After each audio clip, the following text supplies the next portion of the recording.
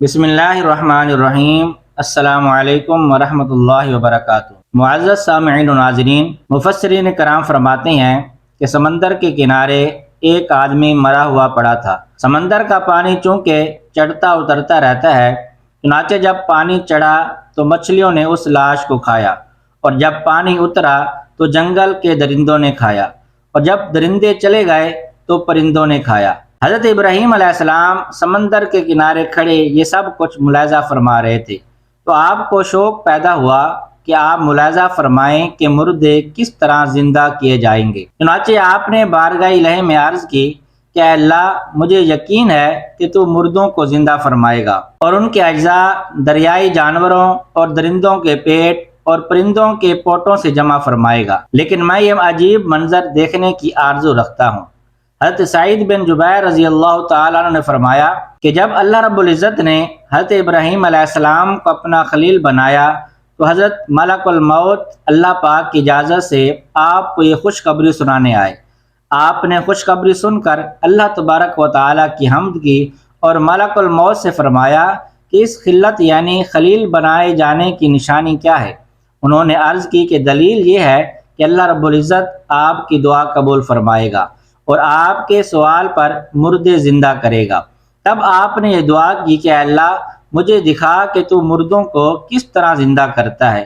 اللہ رب العزت نے فرمایا کہ کیا تمہیں اس پر یقین نہیں؟ حضرت ابراہیم علیہ السلام نے عرض کی کیوں نہیں، لیکن میں یہ چاہتا ہوں کہ میرے دل کو قرار آ جائے کہ تو نے مجھے اپنا خلیل بنایا ہے، میری دعا قبول فرمائے گا اور میرے سوال پر مجھے عطا فرمائے گا۔ حضرت ابراہیم علیہ السلام کی فرمائش پر حکم خداوندی ہوا کہ تم 4 پرندے لے لو اور انہیں اپنے ساتھ خوب مانوس کر لو، پھر انہیں ذبح کر کے ان کا قیمہ آپس میں ملا کر مختلف پہاڑوں پر رکھ دو، اور پھر انہیں آواز دو، ان میں ہر ایک اپنی پہلی والی شکل و صورت میں بن کر تمہارے پاس آ جائے گا۔ چنانچہ حضرت ابراہیم علیہ السلام نے 4 پرندے لیے۔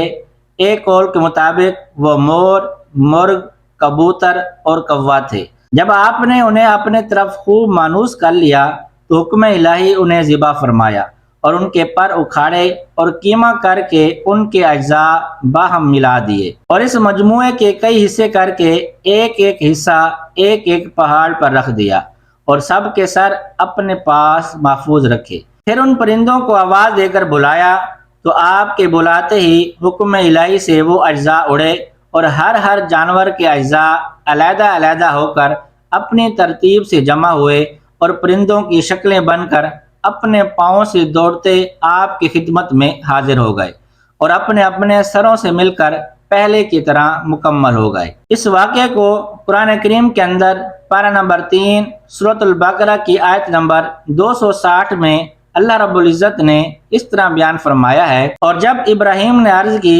اے میرے رب، تو مجھے دکھا دے کہ تو مردوں کو کس طرح زندہ فرمائے گا، اللہ رب العزت نے فرمایا کیا تجھے یقین نہیں؟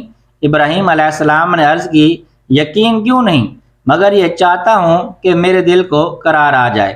اللہ رب العزت نے فرمایا کہ تو پرندوں میں سے کوئی 4 پرندے پکڑ لو، پھر انہیں اپنے ساتھ مانوس کر لو، پھر ان سب کا ایک ایک ٹکڑا ہر پہاڑ پر رکھ دو، پھر انہیں پکارو تو وہ تمہارے پاس دوڑتے ہوئے چلے آئیں گے۔